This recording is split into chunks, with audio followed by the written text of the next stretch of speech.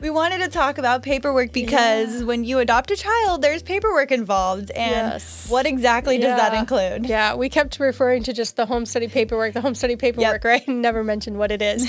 I kind of joke that it is like buying a house, but worse. I just bought a house. So you know what I mean? So there is a variety of paperwork that we provide that has to be filled out, but then also paperwork that you would collect from your own personal documents. Okay. So personal documents, marriage certificates, divorce decrees if you have them, custody agreements if they, apply, bankruptcy paperwork if it applies, all of that kind of thing, social security numbers, all of those kinds of things you have to collect and bring in.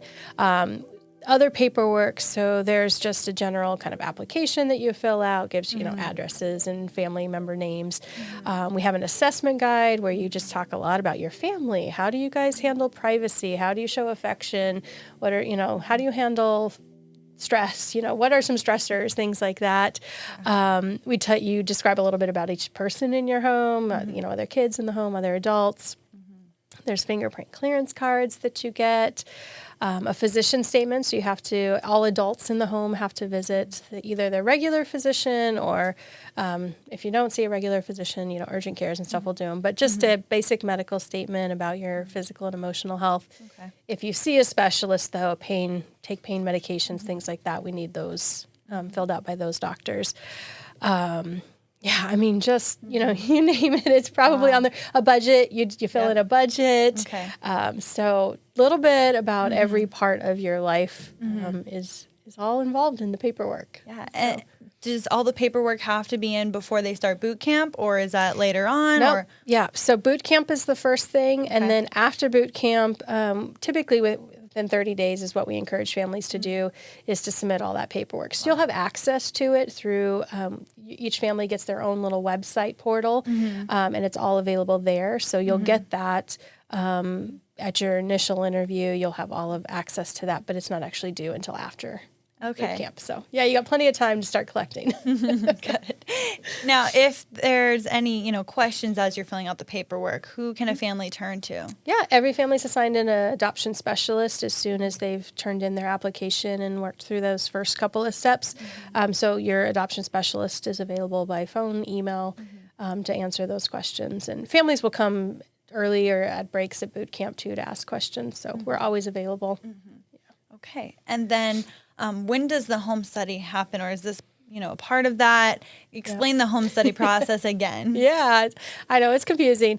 So it's kind of broken up into a little bit of parts. And so there is that initial application, and there's a video that you watch, an orientation video, and you talk with our recruitment specialist first and do that.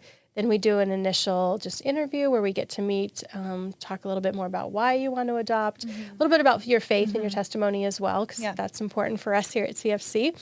And then you would start boot camp, which is the training, the 6 weeks of training.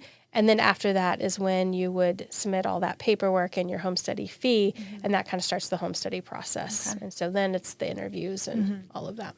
Wow. Yeah. It seems like a lot of work, but it's doable. Yeah, absolutely. It's really just kind of checking things off the list, going one thing at a time. And it's absolutely doable. Yeah. So it shouldn't be overwhelming, although it may seem like it. Yeah. We take it a step at a time. Yeah. And, when you just break it down like that, and like I said, that portal makes it so easy because it's actually all listed right there. And the little light turns green when you've turned it in and it's been approved. So you can see okay, I've got this left.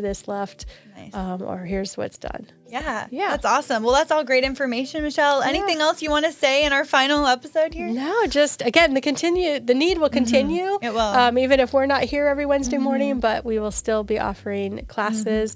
And our next round, I believe, will start probably mid-March.